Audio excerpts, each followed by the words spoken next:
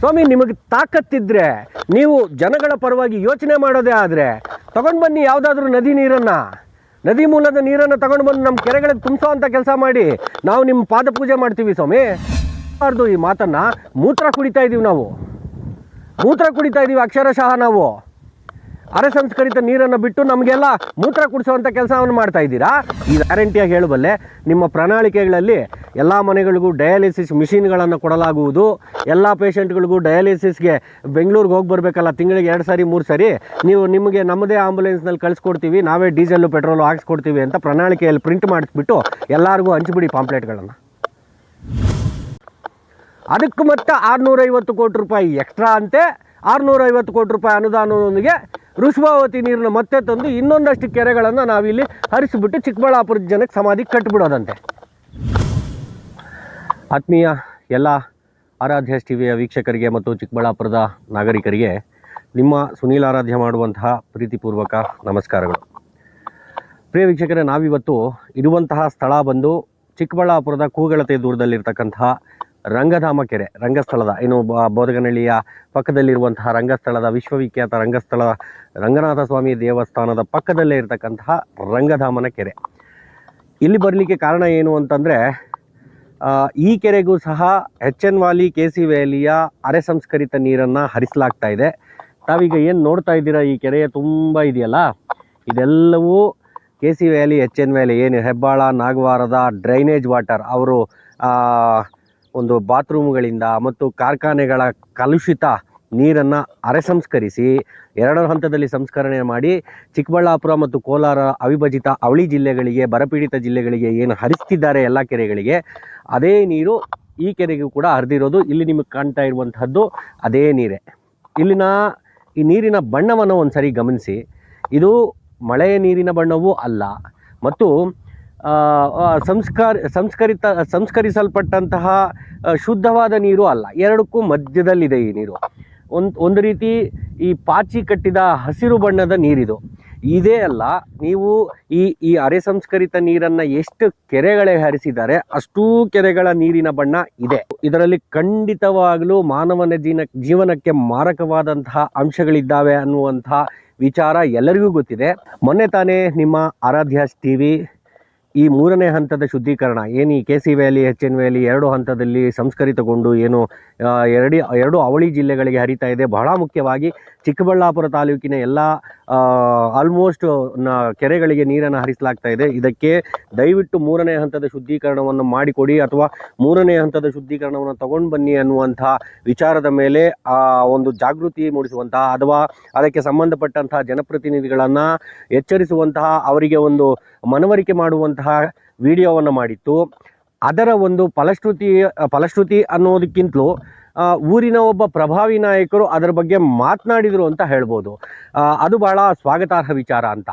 ಊರಿನ ಹೆಸರಾಂತ ಸಮಾಜ ಸೇವಕರಾದಂತಹ ಶ್ರೀಯುತ ಸಂದೀಪ್ ರೆಡ್ಡಿರವರು ಈ ಒಂದು ಅರೆ ಸಂಸ್ಕರಿತ ನೀರಿನ ಬಗ್ಗೆ ಮತ್ತು 3ನೇ ಹಂತದ ಶುದ್ಧೀಕರಣದ ಗಂಭೀರತೆಯ ಬಗ್ಗೆ ಜನಪ್ರತಿನಿಧಿಗಳಿಗೆ, ಇಲ್ಲಿನ ಸಂಬಂಧಪಟ್ಟಂತಹ ಜನಪ್ರತಿನಿಧಿಗಳು ಯಾರು ಈ ವಿಚಾರವನ್ನು ತರಬೇಕು, ಯಾರು ಈ ವಿಚಾರದ ಬಗ್ಗೆ ಪ್ರಶ್ನೆಯನ್ನು ಎತ್ತಬೇಕು, ಯಾರು ಈ ವಿಚಾರದ ಬಗ್ಗೆ ಸರ್ಕಾರಕ್ಕೆ ಗಮನವನ್ನು ಸೆಳೀಬೇಕು, ಸರ್ಕಾರದ ಮುಖ್ಯಮಂತ್ರಿಗಳಿಗೆ, ಉಪಮುಖ್ಯಮಂತ್ರಿಗಳಿಗೆ ಗಮನವನ್ನು ಸೆಳೀಬೇಕು, ಅವರನ್ನು ಯಾರು ಸೆಳಿಬೇಕಾಗಿತ್ತು, ಯಾರು ಮಾತನಾಡಬೇಕಾಗಿತ್ತು ಅವರನ್ನು ಪ್ರಶ್ನಿಸಿದ್ದಾರೆ.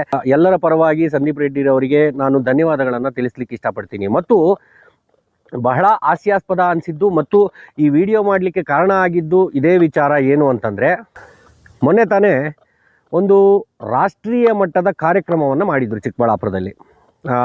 ಐ ಥಿಂಕ್ ಕಾಂಗ್ರೆಸ್ ಪಕ್ಷದ ಸೆಂಟ್ರಲ್ ಲೆವೆಲ್ ಲೀಡರ್ಸ್ ಬಂದಿದ್ದರು. ರಾಜ್ಯದ ಅತ್ಯುನ್ನತ ಹುದ್ದೆಗಳಲ್ಲಿರುವಂಥ ಸರ್ಕಾರ ನಡೆಸ್ತಕ್ಕಂತಹ ಮುಖ್ಯಮಂತ್ರಿಗಳು, ಉಪಮುಖ್ಯಮಂತ್ರಿಗಳು, ಮಂತ್ರಿಗಳು, ಹಲವಾರು ಜನ, ಇಡೀ ಸರ್ಕಾರವೇ ಒಂದು ರೀತಿ ಅಲ್ಲಿ ಬಂದು ನಿಂತಿತ್ತು ಅಂತಲೇ ಹೇಳ್ಬೋದು. ಆ ಕಾರ್ಯಕ್ರಮ ನಡೀತು. ಆ ಕಾರ್ಯಕ್ರಮದಲ್ಲಿ ನಮ್ಮ ಜಿಲ್ಲಾ ಉಸ್ತುವಾರಿ ಸಚಿವರು ಭಾಗಿಯಾಗಿದ್ದರು, ಶಾಸಕರು ಭಾಗಿಯಾಗಿದ್ದರು ಮತ್ತು ಜಿಲ್ಲೆಯ ಅನೇಕ ತಾಲೂಕುಗಳ ಶಾಸಕರು ಕೂಡ ಭಾಗಿಯಾಗಿದ್ದರು. ಈ ಎಲ್ಲರೂ ಭಾಗಿಯಾಗಿದ್ದಂಥ ಸಂದರ್ಭದಲ್ಲಿ ಚಿಕ್ಕಬಳ್ಳಾಪುರಕ್ಕೆ ಏನು ಬೇಕು, ಜ್ವಲಂತ ಸಮಸ್ಯೆ ಯಾವುದು, ಚಿಕ್ಕಬಳ್ಳಾಪುರಕ್ಕೆ ಸದ್ಯ ಬೇಕಾಗಿರುವಂತಹದ್ದು ಏನು ಅನ್ನೋದನ್ನು ಸ್ಥಳೀಯ ಜನಪ್ರತಿನಿಧಿಗಳು ಒಂದು ಮುಖ್ಯಮಂತ್ರಿಗಳ ಗಮನಕ್ಕೆ ಅಥವಾ ಸಂಬಂಧಪಟ್ಟ ಸರ್ಕಾರಕ್ಕೆ ತಿಳಿಸುವುದರಲ್ಲಿ ವಿಫಲ ಆದರು ಅಂತ ನನಗೆ ಬಹಳ ಶಾಕ್ ಆಯ್ತಿದ್ದು. ಒಂದು ಒಳ್ಳೆಯ ವೇದಿಕೆ ಸಿಕ್ಕಿದೆ. ರಾಷ್ಟ್ರೀಯ ಮಟ್ಟದ ಕಾರ್ಯಕ್ರಮ, ರಾಷ್ಟ್ರೀಯ ಮಟ್ಟದ ಕಾಂಗ್ರೆಸ್ ಗೌರ್ಮೆಂಟ್ನ ರಾಷ್ಟ್ರೀಯ ಮಟ್ಟದ ನಾಯಕರು ಚಿಕ್ಕಬಳ್ಳಾಪುರಕ್ಕೆ ಬಂದಿದ್ದಾರೆ. ಈ ಒಂದು ಅವಕಾಶನ ಉಪಯೋಗಿಸ್ಕೊಂಡು ಚಿಕ್ಕಬಳ್ಳಾಪುರಕ್ಕೆ ಏನು ಬೇಕು ಅನ್ನುವಂಥದ್ದನ್ನು ಜನರ ಪರವಾಗಿ ಕ್ವಶನ್ ಮಾಡಲಿಕ್ಕೆ ನಿಮ್ಗೆ ಯಾರಿಗೂ ಧ್ವನಿ ಬರಲಿಲ್ಲ ಅಂದರೆ ನನಗೆ ನಿಜಕ್ಕೂ ಆಶ್ಚರ್ಯ ಆಗುತ್ತೆ ಇಲ್ಲಿನ ಜನಪ್ರತಿನಿಧಿಗಳ ಮನಸ್ಥಿತಿಯನ್ನು ನೋಡಿ. ಸರ್, ಇಂಥ ಒಂದು ಒಳ್ಳೆಯ ಅವಕಾಶ ಸಿಕ್ಕಿತ್ತು, ನಿಮಗೆ ಒಂದು ವೇದಿಕೆ ಸಿಕ್ಕಿತ್ತು. ಸ್ವಾಗತ ಭಾಷಣ ಮಾಡಿದ್ದು ನಮ್ಮ ಕ್ಷೇತ್ರದ ಜನಪ್ರತಿನಿಧಿಗಳೇ, ನಿರೂಪಣೆ ಮಾಡಿದ್ದು ನಮ್ಮದೇ ಕ್ಷೇತ್ರದ ಜನಪ್ರತಿನಿಧಿಗಳು. ಆದರೂ ಇಷ್ಟು ಅವಕಾಶ ಸಿಕ್ಕಿದ್ರು ಮುಖ್ಯಮಂತ್ರಿಗಳಿಗೆ ಆಗಲಿ ಉಪಮುಖ್ಯಮಂತ್ರಿಗಳಿಗೆ ಆಗಲಿ ತಾವ್ಯಾರೂ ಈ 3ನೇ ಹಂತದ ಶುದ್ಧೀಕರಣದ ಬಗ್ಗೆ ಒಂದೇ ಒಂದು ಪ್ರಶ್ನೆ ಮಾಡಲಿಲ್ಲ. ಗೊತ್ತಿಲ್ಲ ಇದಕ್ಕೆ ಕಾರಣ ಏನು ಅನ್ನೋದು ನಮಗೂ ನಿಜವಾಗ್ಲೂ ಗೊತ್ತಿಲ್ಲ. ಐನೋ ಸರ್ಕಾರದಲ್ಲಿ ದುಡ್ಡಿಲ್ಲ ಅನ್ನುವಂಥದ್ದು, ಸರ್ಕಾರವನ್ನು ನಡೆಸಲಿಕ್ಕೆ ಕಷ್ಟ ಆಗ್ತಿದೆ ಅನ್ನುವಂಥದ್ದು ಜಗಜ್ಜಾಹೀರಾದ ವಿಚಾರ. ಅದರ ತಂಟೆಗೆ ನಾವು ಹೋಗಲ್ಲ, ಅದು ಬೇರೆಯದ್ದೇ ವಿಚಾರ. ಆದರೆ ಬಹಳ ಜ್ವಲಂತವಾಗಿ, ಅನಿವಾರ್ಯವಾಗಿ, ನಿರ್ಣಾಯಕವಾಗಿ ಬೇಕಾಗಿರುವಂತಹದ್ದು ಚಿಕ್ಕಬಳ್ಳಾಪುರಕ್ಕೆ ಈ 3ನೇ ಹಂತದ ಶುದ್ಧೀಕರಣ. ಸಾರ್, ದಯವಿಟ್ಟು ಈ ಶುದ್ಧೀಕರಣದ ಬಗ್ಗೆ ಕ್ವಶನ್ ಮಾಡಿ, ಮಾತಾಡಿ. ಅರೆ, ನೀವು ಜನಪ್ರತಿನಿಧಿಗಳಾಗಿ ಈ ಕ್ಷೇತ್ರಕ್ಕೆ ನಿಮ್ಮ ಸರ್ಕಾರದ ಮುಖ್ಯಮಂತ್ರಿಗಳು ಬಂದಾಗ, ಉಪಮುಖ್ಯಮಂತ್ರಿಗಳು ಬಂದಾಗ ವೇದಿಕೆ ಮೇಲೆ ಅವರಿಗೆ ಜನರ ಪರವಾಗಿ ಈ ರೀತಿಯ ಕೂಗಿದೆ, ನಮ್ಮದು ಇಲ್ಲಿ ಈ ರೀತಿಯ ಸಮಸ್ಯೆ ಇದೆ, ದಯವಿಟ್ಟು ಇದಕ್ಕೆ ಮನಸ್ಸು ಮಾಡಿ, ಈ ಮನಸ್ಸು ಮಾಡಿ ಇದಕ್ಕೆ 3ನೇ ಹಂತದ ಶುದ್ಧೀಕರಣವನ್ನು ಕೊಡೋ ಕೆಲಸ ಮಾಡಿದರೆ ಇಲ್ಲಿನ ಜನ ನಿಮ್ಮನ್ನು ನೆನೆಸ್ಕೊಳ್ತಾರೆ ಸರ್ ಅನ್ನುವಂಥ ಒಂದು ಮಾತನ್ನು ಯಾಕೆ ಸರ್ ತಾವು ಯಾರೂ ಹೇಳಲಿಲ್ಲ? ಈ ಕಾರ್ಯಕ್ರಮ ಆದಾಗ ಇನ್ಫ್ಯಾಕ್ಟ್ ನಾನಂತೂ ಬಹಳ ಕಾತರದಿಂದ ಕಾಯ್ತಾ ಇದ್ದೆ. ನಮ್ಮ ಜನಪ್ರತಿನಿಧಿಗಳು ನೈತಿಕವಾಗಿ ತಮ್ಮ ಬದ್ಧತೆಯನ್ನು ತೋರಿಸ್ತಾರೆ, ಬದ್ಧತೆಯುಳ್ಳಂಥವರಾಗಿರ್ತಾರೆ, ಒಬ್ಬರಾದರೂ ಇದ್ರ ಬಗ್ಗೆ ಕ್ವಶನ್ ಮಾಡ್ತಾರೆ ಅಂತ ಬಹಳ ಕಾತರದಿಂದ ನಾನು ಕಾಯ್ತಿದ್ದೆ, ಕ್ಷೇತ್ರದ ಜನರು ಕಾಯ್ತಿದ್ರು. ಆದರೆ ಅದರ ಬಗ್ಗೆ ಪ್ರಶ್ನೆಯೇ ಯಾರೂ ಮಾಡಲಿಲ್ಲ, ಅದರ ಬಗ್ಗೆ ಗಮನ ಸೆಳೆಯುವಂತಹ ಕೆಲಸ ಯಾರೂ ಮಾಡಲಿಲ್ಲ. ಐ ಡೋಂಟ್ ನೋ, ನಮಗೆ ಗೊತ್ತಾಗ್ತಾ ಇಲ್ಲ ನೀವು ಯಾಕೆ ಈ ವಿಚಾರದಲ್ಲಿ ಸೈಲೆಂಟ್ ಆಗಿದ್ದೀರಾ ಅಂತ. ನಮಗೆ ಬೇಕಾಗಿರುವಂತಹದ್ದು ನಮ್ಮ ಮುಂದಿನ ಭವಿಷ್ಯದ ಅಳಿವು ಉಳಿವು ಸಾರ್. ಈಗಲೇ ಒಂದು ಊರಲ್ಲಿ ಮಿನಿಮಮ್, ಒಂದು ಹಳ್ಳಿಯಲ್ಲಿ ಮಿನಿಮಮ್ ಇಬ್ಬರಾದರೂ ಡಯಾಲಿಸಿಸ್ ಪೇಷಂಟ್ಸ್ ಬರ್ತಾ ಇದ್ದಾರೆ, ಕಿಡ್ನಿಗಳು ಫೇಲ್ಯೂರ್ ಆಗ್ತಾ ಇದ್ದಾವೆ, ಕ್ಯಾನ್ಸರ್ ಅಂತ ಕಾಯಿಲೆಗಳಿಗೆ ತುತ್ತಾಗ್ತಾ ಇದ್ದಾರೆ. ನಿಮಗೆ ಇದ್ರ ಪ್ರಶ್ನೆ ಯಾರಿಗೂ ಅರಿವಾಗ್ತಾ ಇಲ್ವಾ? ಇದ್ರ ಗಂಭೀರತೆ ನಿಮಗೆ ಯಾಕೆ ಇದ್ರ ಬಗ್ಗೆ ಮಾತನಾಡ್ತಾ ಇಲ್ಲ, ಯಾಕೆ ಸೈಲೆಂಟ್ ಆಗಿದ್ದೀರಾ ಅಂತ ಅರ್ಥ ಆಗ್ತಾ ಇಲ್ಲ ಸರ್. ಒಂದು ಊರಲ್ಲಿ 2 ಡಯಾಲಿಸಿಸ್ ಪೇಷಂಟ್ಸ್ನಂತೆ ಈಗ ಇದಿನ್ನೂ ಪ್ರಾರಂಭ. ಮುಂದೆ ಏನಾಗ್ಬೋದು ಅನ್ನೋದನ್ನ ಯೋಚನೆ ಮಾಡಿ. ಐ ಥಿಂಕ್ ಮುಂದೆ ಏನಾಗ್ಬೋದು ಅಂತ ನಾನು ಯೋಚನೆ ಮಾಡೋದಾದರೆ, ನಾವು ಎಲೆಕ್ಷನ್ಗೆ ನಿಲ್ತೀವಿ, ನಾವು ಅಭ್ಯರ್ಥಿಗಳು ಅಂತ ಘೋಷಣೆ ಮಾಡಿಕೊಂಡು ಪ್ರಣಾಳಿಕೆ ಇಟ್ಕೊಂಡು ಬರ್ತಾರಲ್ಲ, ನಾವು ಇಂಥದ್ದು ಮಾಡ್ತೀವಿ ಅಂತ. ಮುಂದೆ ಈ ಪ್ರಣಾಳಿಕೆಯಲ್ಲಿ ಏನು ಬರೀಬೋದು ಅಂದರೆ, ನಾವು ಈ ವೈಯಕ್ತಿಕವಾಗಿ ಮನೆಗೂ ಡಯಾಲಿಸಿಸ್ ಮಿಷಿನ್ಗಳನ್ನು ಕೊಟ್ಬಿಡ್ತೀವಿ, ನೀವೆಲ್ಲ ಅದರಲ್ಲಿ ಕ್ಯೂರ್ ಆಗಿ ಆ ಕಾಯಿಲೆಗಳನ್ನು ತಡ್ಕೊಂಡು ಆರಾಮಾಗಿ ಮನೆಯಲ್ಲಿರಿ ಅನ್ನುವಂಥದ್ದನ್ನ ಪ್ರಣಾಳಿಕೆಯಲ್ಲಿ ಹಾಕ್ಸ್ಕೊಂಡು ಬಂದ್ಬಿಡ್ತೀರಾ? ನೋಡ್ಬೇಕು ನಾವು. ಈಗಾಗಲೇ ಅನೇಕ ದಾನಿಗಳು ಕಿಡ್ನಿ ವೈಫಲ್ಯದ ಪೇಷಂಟ್ಗಳಿಗೆ ಅನೇಕ ದಾನಿಗಳು ಅವರ ಕೈಲಾದ ಸಹಾಯವನ್ನು ಮಾಡಲಿಕ್ಕೆ ಪ್ರಾರಂಭ ಆಗಿದೆ. ಊರಿನಲ್ಲಿ 2-3 ಈ ರೀತಿಯ ಕಿಡ್ನಿ ವೈಫಲ್ಯದ ಕೇಸ್ಗಳು ಕಾಣ್ತಾ ಇದ್ದಾವೆ, ನರಳ್ತಾ ಇದ್ದಾರೆ. ಅದರಿಂದ ಇದ್ರ ಬಗ್ಗೆ ನಾವು ಯಾರೂ ಗಮನ ಕೊಡ್ತಾ ಇಲ್ಲ. ನಿಮ್ಮ ಪ್ರಣಾಳಿಕೆಗಳಲ್ಲಿ ಎಲ್ಲ ಮನೆಗಳಿಗೂ ಡಯಾಲಿಸಿಸ್ ಮಿಷಿನ್ಗಳನ್ನು ಕೊಡಲಾಗುವುದು, ಎಲ್ಲ ಪೇಷಂಟ್ಗಳಿಗೂ ಡಯಾಲಿಸಿಸ್ಗೆ ಬೆಂಗಳೂರಿಗೆ ಹೋಗಿ ಬರಬೇಕಲ್ಲ, ತಿಂಗಳಿಗೆ 2 ಸಾರಿ 3 ಸಾರಿ, ನಿಮಗೆ ನಮ್ಮದೇ ಆಂಬುಲೆನ್ಸ್ನಲ್ಲಿ ಕಳಿಸ್ಕೊಡ್ತೀವಿ, ನಾವೇ ಡೀಸೆಲ್ಲು ಪೆಟ್ರೋಲು ಹಾಕ್ಸ್ಕೊಡ್ತೀವಿ ಅಂತ ಪ್ರಣಾಳಿಕೆಯಲ್ಲಿ ಪ್ರಿಂಟ್ ಮಾಡಿಸ್ಬಿಟ್ಟು ಎಲ್ಲರಿಗೂ ಹಂಚಿಬಿಡಿ ಪಾಂಪ್ಲೆಟ್ಗಳನ್ನು. ಇನ್ನೂ ಬಹಳ ಗಂಭೀರವಾದ ವಿಚಾರ ಒಂದು ಮಾತನಾಡಬೇಕು ವೀಕ್ಷಕರೇ. ಏನು ಅಂತಂದರೆ, ನಿನ್ನೆ ಕೂಡ ಒಂದು ಕಾರ್ಯಕ್ರಮ ಆಯಿತು. ಐ ಥಿಂಕ್ ಕಂದಾಯ ಸಚಿವರಾದಂಥ ಶ್ರೀ ಕೃಷ್ಣ ಬೈರೇಗೌಡರು ಶಿಡ್ಲಘಟ್ಟದ ಯಾವುದೋ ಒಂದು ಕಾರ್ಯಕ್ರಮಕ್ಕೆ ಬಂದಿದ್ದರು. ಅಲ್ಲಿ 25,000 ಜನ ಫಲಾನುಭವಿಗಳಿಗೆ ಭೂ ದಾಖಲೆಗಳನ್ನು ಒದಗಿಸಲಾಯಿತು ಅಂತ ಬಹಳ ಇಂಪ್ಲಿಮೆಂಟ್ ಮಾಡಿದ್ದೀರಾ ಸರ್ ಕೃಷ್ಣ ಬೈರೇಗೌಡರು. ತಮ್ಮ ಇಲಾಖೆಯಲ್ಲಿ ಬಹಳ ಒಳ್ಳೆಯ ಕೆಲಸವನ್ನು ಮಾಡ್ತಾ ಇದ್ದೀರಾ, ಇದರ ಬಗ್ಗೆ ಎರಡನೇ ಮಾತೇ ಇಲ್ಲ. ಒಳ್ಳೆ ವಿಪ್ಲವಾತ್ಮಕವಾದಂತಹ ನಿರ್ಧಾರಗಳನ್ನು ತಗೊಳ್ತಾ ಇದ್ದೀರಾ, ಅಧಿಕಾರಿಗಳ ಕೈಲಿ ಕೆಲಸ ಮಾಡಿಸ್ತಾ ಇದ್ದೀರಾ. ಏನು ಕೆಲಸ ಜನಕ್ಕೆ ಮನೆ ಬಾಗಿಲಿಗೆ ಮುಟ್ಟಿಸಬೇಕೋ ಆ ಸಮರ್ಪಣೆಯನ್ನು ಮಾಡೋದ್ರ ಮುಖಾಂತರ ನಿನ್ನೆ ಸಮರ್ಪಣಾ ದಿವಸವನ್ನು ಏನೋ ಒಂದಷ್ಟು ಕಾರ್ಯಕ್ರಮವನ್ನು ಮಾಡಿ ಒಂದಷ್ಟು ಬಡಬಗ್ಗರಿಗೆ, ಒಂದಷ್ಟು ಮಧ್ಯಮ ವರ್ಗದವರಿಗೆ ಕಷ್ಟ ಆಗದಂತೆ ಅನೇಕ ದಾಖಲೆಗಳನ್ನು ಮನೆಗೆ ಮುಂದೆ ಒದಗಿಸುವಂಥ ಕೆಲಸವನ್ನು ಮಾಡಿದ್ರಿ. V appreciate that sir. ನಿಮ್ಮ ಕೆಲಸದ ವಿಧಾನವನ್ನು, ನಿಮ್ಮ ಕಾರ್ಯಶೈಲಿಯನ್ನು ಖಂಡಿತವಾಗ್ಲೂ ನಾವು ಮೆಚ್ಕೊಳ್ತೀವಿ. ನಿನ್ನೆ ನೀವು ಒಂದು ಮಾತು ಹೇಳಿದ್ರಿ ಸರ್, ನಮಗೆ ಅದು ಬಹಳ ಆಶ್ಚರ್ಯ ಅನ್ನಿಸ್ತು. ನಾನು ಕನ್ಫ್ಯೂಸ್ ಆಗಿಬಿಟ್ಟೆ. ನೀವು ಬುದ್ಧಿವಂತರೋ ನಾವು ದಡ್ರೋ ನಮಗೊಂದು ಗೊತ್ತಾಗ್ತಿಲ್ಲ. ಚಿಕ್ಕಬಳ್ಳಾಪುರ ಮತ್ತು ಕೋಲಾರದ ಜನ ಈಗಲೇ ನಮಗೆ 3ನೇ ಹಂತದ ಶುದ್ಧೀಕರಣ ಮಾಡಿಕೊಡಿ ಸ್ವಾಮಿ. ಈ ನೀರು ನಮಗೆ ಬಂದು ನಮ್ಮ ಎದೆ ಮೇಲೆ ಕೂತಿದೆ. ನಮ್ಮ ಮುಂದಿನ ಪೀಳಿಗೆಯ ಭವಿಷ್ಯ ಅಸ್ಮಿತೆ ಎರಡು ಹಾಳಾಗಿ ಹೋಗ್ತಾ ಇದೆ. ಕಾಯಿಲೆಗಳಿಗೆ ತುತ್ತಾಗ್ತಾ ಇದ್ದೀವಿ, ರೋಗ ರುಜಿನಗಳು ಬೀಳ್ತಾ ಇದ್ದೀವಿ, ಲಕ್ಷಾಂತರ ರೂಪಾಯಿ ಇಂಜೆಕ್ಷನ್ಗಳು ಟ್ರೀಟ್ಮೆಂಟ್ಗೆ ಅಂತ ಖರ್ಚು ಮಾಡ್ತಾ ಇದ್ದೀವಿ ಅಂತ ನಾವು ಬಡ್ಕೊಳ್ತಾ ಇದ್ರೆ ಇದು ಸಾಲದು ಅಂತ ನಮ್ಮ MC ಸುಧಾಕರ್ ಅವ್ರು ಈಗಾಗಲೇ ನನ್ನ ಹತ್ರ ಡಿಸ್ಕಸ್ ಮಾಡಿದ್ದಾರೆ. ಈ ಕೆರೆಗಳಿಗೆ ಈಗ ಬರ್ತಾ ಇರೋವಂಥ ನೀರು ಸಾಲ್ತಾ ಇಲ್ಲ, ವೃಷಭಾವತಿ ನೀರನ್ನ ತೊಗೊಂಡು ಬಂದು ಕೊಡ್ತೀವಿ, ಇನ್ನೂ 650 ಕೋಟಿ ರೂಪಾಯಿ ಅದಕ್ಕೆ ಎಕ್ಸ್ಟ್ರಾ ಹಾಕ್ತಾ ಇದ್ದೀವಿ.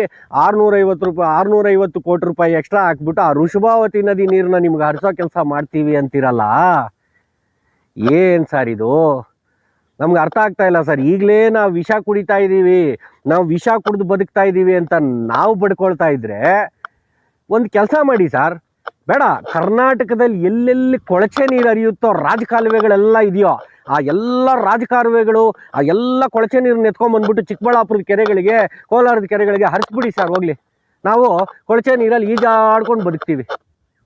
ನಮಗೆ 3ನೇ ಹಂತ ಶುದ್ಧೀಕರಣ ಬೇಕು. 3ನೇ ಹಂತ ಶುದ್ಧೀಕರಣದ ಬಗ್ಗೆ ಮಾತನಾಡ್ತೀರಾ ಅಂತ ನಾವು ಎದುರು ನೋಡ್ತಾ ಇದ್ರೆ ಈಗಾಗಲೇ ಹೆಬ್ಬಾಳದ ಮತ್ತು ನಾಗವಾರ ಕೆರೆಯ ಏನು ಅಲ್ಲಿನ ಜನಗಳ ಒಂದು ನಾನು ಹೇಳಬಾರ್ದು ಈ ಮಾತನ್ನು, ಮೂತ್ರ ಕುಡಿತಾ ಇದ್ದೀವಿ ನಾವು, ಮೂತ್ರ ಕುಡಿತಾ ಇದ್ದೀವಿ ಅಕ್ಷರಶಃ. ನಾವು ಅರೆ ಸಂಸ್ಕರಿತ ನೀರನ್ನು ಬಿಟ್ಟು ನಮಗೆಲ್ಲ ಮೂತ್ರ ಕುಡಿಸೋವಂಥ ಕೆಲಸವನ್ನು ಮಾಡ್ತಾ ಇದ್ದೀರಾ. ಇದಲ್ಲದೆ ವೃಷಭಾವತಿ ನೀರನ್ನು ಬೇರೆ ಎತ್ಕೊಂಬಂದು ನಮಗೆ ಬಿಡೋದಾ? ಸ್ವಾಮಿ, ನಿಮಗೆ ತಾಕತ್ತಿದ್ರೆ ನೀವು ಜನಗಳ ಪರವಾಗಿ ಯೋಚನೆ ಮಾಡೋದೇ ಆದರೆ ತಗೊಂಡು ಬನ್ನಿ ಯಾವುದಾದ್ರೂ ನದಿ ನೀರನ್ನು, ನದಿ ಮೂಲದ ನೀರನ್ನು ತಗೊಂಡು ಬಂದು ನಮ್ಮ ಕೆರೆಗಳಿಗೆ ತುಂಬಿಸೋ ಅಂಥ ಕೆಲಸ ಮಾಡಿ. ನಾವು ನಿಮ್ಮ ಪಾದ ಪೂಜೆ ಮಾಡ್ತೀವಿ ಸ್ವಾಮಿ. ವೃಷಭಾವತಿ ನೀರು ಯಾಕೆ? ಒಟ್ಟು ಕರ್ನಾಟಕದಲ್ಲಿರುವಂಥ ಎಲ್ಲ ಕೊಳಚೆ ನೀರನ್ನು ಎತ್ಕೊಂಡ್ಬಂದು ಚಿಕ್ಕಬಳ್ಳಾಪುರಕ್ಕೆ ಹರಿಸ್ಬಿಡಿ. ಎಲ್ಲ ಸಮಾಧಿ ಕಟ್ಬಿಟ್ಟಿದ್ದಾರೆ, ಈಗಾಗಲೇ ಸಮಾಧಿ ಕಟ್ಕೊಂಡು ಬಿಟ್ಟಿದ್ದೀವಿ, ಮೊಳೆಗಳು ಹೊಡೆದು ಬಿಟ್ಟಿದ್ದಾರೆ. ಇನ್ನೇನಿದ್ರು ಮಣ್ಣಲ್ಲಿ ಉಳೋದು ಒಂದೇ ಬಾಕಿ ನಮ್ಮನ್ನು. ನಮ್ಮ ತರಕಾರಿ ಯಾರು ಕೊಂಡ್ತಾ ಇಲ್ಲ. ಈಗ 2 ದಿನಕ್ಕೆ ಹಿಂದೆ ಪೇಪರಲ್ಲಿ ದೊಡ್ಡ ದೊಡ್ಡ ಹೆಡ್ಲೈನ್ಗಳಲ್ಲಿ ಬಂದಿದೆ, ನಮ್ಮ ತರಕಾರಿಯಲ್ಲಿ ಸೀಸದ ಅಂಶ ಪತ್ತೆ ಆಗಿದೆ, ನೈಟ್ರೇಟ್ ಪತ್ತೆ ಆಗಿದೆ, ಫ್ಲೋರೈಡ್ ಅಧಿಕ ಅಂಶದಲ್ಲಿ ಕಾಣಿಸ್ತಾ ಇದೆ ನಾವು ಕುಡಿಯುವಂಥ ನೀರಿನಲ್ಲಿ. ಇನ್ನು ಏನಾಗಬೇಕು ಸರ್? ಇನ್ನು ಏನಾಗಬೇಕು ನಿಮಗೆ? ಅಲ್ಲಿನ ಜನನೇ ಅದನ್ನು ಚೀತು ಅಂತ ಇದ್ದಾರೆ ವೃಷಭಾವತಿ ನದಿ ನೀರನ್ನು. ಅಲ್ಲಿ ಕಾರ್ಖಾನೆಗಳ ನೀರನ್ನು ಹರಿಸ್ತಾ ಇದ್ದಾರೆ. ಅಲ್ಲಿನ ಮನೆಗಳ ಡ್ರೈನೇಜ್ ವಾಟರ್ಗಳು ಅಲ್ಲೇ ಹೋಗ್ತಾ ಇದೆ. ಅದು ರಾಜಕಾಲುವೆಯಾಗಿ ಮಾರ್ಪಾಟ್ ಆಗೋಗಿದೆ. ಇದು ಎಲ್ಲರಿಗೂ ಗೊತ್ತಿರೋ ವಿಚಾರ. ಅದಕ್ಕೆ ಮತ್ತೆ 650 ಕೋಟಿ ರೂಪಾಯಿ ಎಕ್ಸ್ಟ್ರಾ ಅಂತೆ. 650 ಕೋಟಿ ರೂಪಾಯಿ ಅನುದಾನದೊಂದಿಗೆ ವೃಷಭಾವತಿ ನೀರನ್ನ ಮತ್ತೆ ತಂದು ಇನ್ನೊಂದಷ್ಟು ಕೆರೆಗಳನ್ನು ನಾವಿಲ್ಲಿ ಹರಿಸಿಬಿಟ್ಟು ಚಿಕ್ಕಬಳ್ಳಾಪುರದ ಜನಕ್ಕೆ ಸಮಾಧಿ ಕಟ್ಟಿಬಿಡೋದಂತೆ. ಮಾನ್ಯ ಪ್ರದೀಪ್ ಈಶ್ವರ್ ಸರ್, ನಿಮ್ಮನ್ನು ನಂಬಿ ಜನ, ನಿಮ್ಮನ್ನು ನಂಬಿ 80,000ದಿಂದ 1 ಲಕ್ಷ ಜನ ನಿಮಗೆ ಓಟ್ ಹಾಕಿ ಕಳಿಸಿದ್ದೀವಿ ಸರ್. ನಾವು ನಮಗೆ ಪಕ್ಷ ಬಿಡಿ ಸರ್, ನಾವು ಪಕ್ಷಾತೀತವಾಗಿ ಮಾತನಾಡ್ತೀವಿ. ನಮಗೆ ಪಕ್ಷ ಬೇಡ, ನಮಗೆ ಯಾವುದೇ ರಾಜಕಾರಣಿಯ ಗುಂಗಿಲ್ಲ. ನಾವು ಎಲ್ಲ ರಾಜಕಾರಣಿಗಳಂತನೇ ನೋಡ್ತೀವಿ. ನಿಮಗೆ ಅವಕಾಶ ಸಿಕ್ಕಿದಾಗ ಅದನ್ನು ಸದ್ವಿನಿಯೋಗ ಮಾಡಿಕೊಂಡು ಕ್ಷೇತ್ರದ ಜನರ ಪರವಾಗಿ ನೀವು ಧ್ವನಿ ಎತ್ತದೆ ಆರಾಮಾಗಿ ಕೂತ್ಕೊಂಡು ಸ್ವಾಗತ ಭಾಷಣದಲ್ಲಿ ದೊಡ್ಡ ಗಂಟ್ಲಲ್ಲಿ ಜೈ ಜೈಕಾರ ಹೊಡಿತೀರಾ. ನೀವು ಹೊಡಿರಿ, ನಿಮ್ಮ ಮುಖ್ಯಮಂತ್ರಿಗಳನ್ನು ಮೆಚ್ಚಿಸ್ಲಿಕ್ಕೆ ನೀವು ಏನು ಕೆಲಸ ಬೇಕಾದರೂ ಮಾಡಿ. ಆದರೆ ಆ ಕೆಲಸದಿಂದ ಕ್ಷೇತ್ರಕ್ಕೇನು ಉಪಯೋಗ? ನಾವು ಅದನ್ನು ಕೇಳ್ತಿದ್ದೀವಿ ನಿಮಗೆ. ಕ್ಷೇತ್ರಕ್ಕೇನು ಉಪಯೋಗ? ನಿಮ್ಮ CM ಅನ್ನು ಮೆಚ್ಚಿಸ್ಲಿಕ್ಕೆ, ನಿಮ್ಮ DCM ಅನ್ನು ಮೆಚ್ಚಿಸ್ಲಿಕ್ಕೆ ನಿಮ್ಮ ಸಿದ್ದರಾಮಯ್ಯನವ್ರನ್ನ ನೀವು ರಾಮನಾದರೂ ಅನ್ಕೊಳ್ಳಿ, ಕೃಷ್ಣನಾದರೂ ಅನ್ಕೊಳ್ಳಿ, ಈಶ್ವರನಾದರೂ ಅನ್ಕೊಳ್ಳಿ, ಅಲ್ಲಾನಾದರೂ ಅನ್ಕೊಳ್ಳಿ, ಯೇಸುನಾದರೂ ಅನ್ಕೊಳ್ಳಿ. We don't want and we don't need that. ಕ್ಷೇತ್ರದ ಜ್ವಲಂತ ಸಮಸ್ಯೆಯ ಬಗ್ಗೆ ಮಾತನಾಡಿ ಅವರ ಗಮನವನ್ನು ಸೆಳೆಯುವಂತಹ ಒಂದು ಪ್ರಯತ್ನವನ್ನು ಮಾಡದೆ ಈ ಥರ ಜೈಕಾರ ಹೊಡೆದ್ರೆ ಪ್ರಜ್ಞಾವಂತ ನಾಗರಿಕ ಸಮಾಜಕ್ಕೆ, ಚಿಕ್ಕಬಳ್ಳಾಪುರದ ಕ್ಷೇತ್ರದ ಜನತೆಗೆ ನೀವು ಏನು ಸಂದೇಶ ಕೊಟ್ಟ ಹಾಗೆ ಅನ್ನೋದನ್ನು ನೀವು ಯೋಚನೆ ಮಾಡಿದ್ದೀರಾ? ಮಾನ್ಯ MC ಸುಧಾಕರ್ ಸರ್, ನಿಮ್ಮ ಅನುಭವಕ್ಕೆ, ನಿಮ್ಮ ಒಂದು ಏನಂತಾರೆ, ನಿಮ್ಮ ಅನುಭವದ ಮುಂದೆ, ನಿಮ್ಮ ಒಂದು ರಾಜಕಾರಣದ ಎಕ್ಸ್ಪೀರಿಯನ್ಸ್ನ ಮುಂದೆ ನಾವೇನೇನೂ ಅಲ್ಲ. ನಾನಂತೂ ಏನೇನೂ ಅಲ್ಲ. ನಾನು ಬಹುಶಃ ನಿಮ್ಮ ಅನುಭವದಷ್ಟು ನಾನು ವಯಸ್ಸಾಗಿರ್ಬೋದು, ನಾನು ಒಪ್ಕೊಳ್ತೀನಿ ಸರ್, ಇಲ್ಲ ಅನ್ನಲ್ಲ. ತಾವು ಪ್ರಾಕ್ಟೀಸ್ ಮಾಡಿರೋ ಡಾಕ್ಟ್ರು, ನಾನು ಟ್ರೀಟ್ಮೆಂಟ್ ಕೊಡ್ತಾ ಇದ್ದಿದ್ದು ಡಾಕ್ಟ್ರು, ನಾನು ನಿಜವಾದ ಡಾಕ್ಟ್ರು ಅಂತ ತಾವು ಹೇಳ್ಕೊಳ್ತೀರಾ ಎಲ್ಲ ಕಡೆ. ತಮಗೆ ಈ ನೀರಿನ ಬಗ್ಗೆ ಅರಿವಿಲ್ವಾ ಸರ್? ನಾನು ಇನ್ಫ್ಯಾಕ್ಟ್ ಓಪನ್ ಆಗಿ ಹೇಳೋದಾದರೆ, ತಾವು ಈ ಇಡೀ ಜಿಲ್ಲೆಗೆ ಉಸ್ತುವಾರಿ ಮಂತ್ರಿಗಳು ಸರ್. ಇಡೀ ಜಿಲ್ಲೆಗೆ ಉಸ್ತುವಾರಿ ಮಂತ್ರಿಗಳು. ಅದನ್ನು ತಮ್ಮ ಸ್ಮೃತಿ ಪಟಲದಲ್ಲಿ ಇಟ್ಕೊಂಡಿದ್ದೀರೋ ಇಲ್ವೋ ನನಗೆ ಗೊತ್ತಾಗ್ತಾ ಇಲ್ಲ. ಚಿಂತಾಮಣಿಗೆ ಎಲ್ಲ ಕಂಪ್ನಿಗಳು ಹೋಗ್ತಿದ್ದಾವೆ. ಓಕೆ, ಕ್ಷೇತ್ರದ ನಾಯಕರಾಗಿ ನಿಮ್ಮ ಕ್ಷೇತ್ರಕ್ಕೆ ಏನು ಬೇಕೋ ಅದು ತುಂಬ ವರ್ಷದಿಂದ ನೀವು ಕಾಯ್ತಾ ಇದ್ದೀರಿ. ನಿಮಗೊಂದು ಅಧಿಕಾರ ಸಿಕ್ಕಿದೆ, ನಿಮಗೊಂದು ಅವಕಾಶ ಸಿಕ್ಕಿದೆ. ಆ ಅವಕಾಶವನ್ನು ಸದ್ವಿನಿಯೋಗ ಮಾಡ್ಕೊಳ್ತಾ ಇದ್ದೀರಾ. ಚಿಂತಾಮಣಿಗೆ ಏನೇನು ಬೇಕೋ ಅದನ್ನು ತೊಗೊಂಡೋಗ್ತಾ ಇದ್ದೀರಾ. ತೊಗೊಂಡೋಗಿ, ಅದು ನಮ್ಮದೇ ಜಿಲ್ಲೆ, ನಮಗೇನು ಅಭ್ಯಂತರ ಇಲ್ಲ. ಆದರೆ ಚಿಕ್ಕಬಳ್ಳಾಪುರನ ಯಾಕೆ ಸರ್ ನೀವು ಗಮನಿಸ್ತಾ ಇಲ್ಲ? ಚಿಕ್ಕಬಳ್ಳಾಪುರಕ್ಕೆ ಬೇಕಾಗಿರುವಂಥದ್ದು ಅತೀ ಜರೂರಾಗಿ ಈ 3ನೇ ಹಂತದ ಶುದ್ಧೀಕರಣ. ಇದರ ಬಗ್ಗೆ ನಿಮಗೆ ಗಮನ ಇಲ್ಲ. ನೀವು ಚಿಂತಾಮಣಿಗೆ ಏನೇನು ಬೇಕೋ ಮಾಡ್ಕೊಳ್ತಾ ಇದ್ದೀರಾ, ಮಾಡ್ಕೊಳ್ಳಿ, ಅಫ್ಕೋರ್ಸ್. ಆದರೆ ಚಿಕ್ಕಬಳ್ಳಾಪುರನು ನಿಮ್ಮದೇ ಅಧಿಕಾರ, ನೀವೇ ತಾನೇ ಸರ್ ಇಲ್ಲಿಗೆ ಉಸ್ತುವಾರಿ ಮಂತ್ರಿಗಳು. ಇನ್ಫ್ಯಾಕ್ಟ್ ನಿನ್ನೆ ಮಾನ್ಯ ಕೃಷ್ಣ ಬೈರೇಗೌಡರು ಶುರು ಮಾಡಿದ್ರಲ್ಲ ಆ ವಿಚಾರನ, ಏನು ನನ್ನ ಹತ್ರ MC ಸುಧಾಕರ್ನವರು ಈಗಾಗಲೇ ಮಾತನಾಡಿದ್ದಾರೆ, ನಾವು ಇದ್ರ ಬಗ್ಗೆ ಡಿಸ್ಕಷನ್ ಮಾಡಿದ್ದೀವಿ ಅಂದಾಗ ನಮಗೆ ನಿಜವಾಗ್ಲೂ ಒಂದು ರೀತಿ ಚೈತನ್ಯ ಬಂತು. 3ನೇ ಹಂತ ಶುದ್ಧೀಕರಣದ ಬಗ್ಗೆ ನಮ್ಮ MCS ಸಾಹೇಬರು ಮಾತನಾಡಿದ್ದಾರೆ, ಮೇ ಬಿ ಇದನ್ನು ಹೇಳ್ಬೋದು ಅಂತ ಅಂದ್ಕೊಳ್ಳೋಷ್ಟರಲ್ಲಿ ವೃಷಭಾವತಿ ನೀರು ತಗೊಂಡು ಬಂದು ಹರಿಸ್ತೀವಿ ಅಂತ ಹೇಳ್ಬಿಟ್ರು. ಏನು ಸರ್ ಇದು? ತಾವು ಗಮನಕ್ಕೆ ತಗೊಂಡು ತಮ್ಮ ಮುಖ್ಯಮಂತ್ರಿಗಳ ಗಮನಕ್ಕೆ ಇದನ್ನು ತಂದು, ಉಪಮುಖ್ಯಮಂತ್ರಿಗಳ ಗಮನಕ್ಕೆ ತಂದು, ತಾವು ಪ್ರಭಾವಿ ನಾಯಕರಿದ್ದೀರಾ, ಬಹಳ ಹಿಂದಿನಿಂದ ರಾಜಕಾರಣದಲ್ಲಿದ್ದೀರಾ, ತಾವು ಬಹಳ ಅನುಭವಿ ರಾಜಕಾರಣಿಗಳು, ತಮ್ಮ ಮಾತಿಗೊಂದು ಗತ್ತು ಗಾಂಭೀರ್ಯ ಅನ್ನೋದಿರುತ್ತೆ.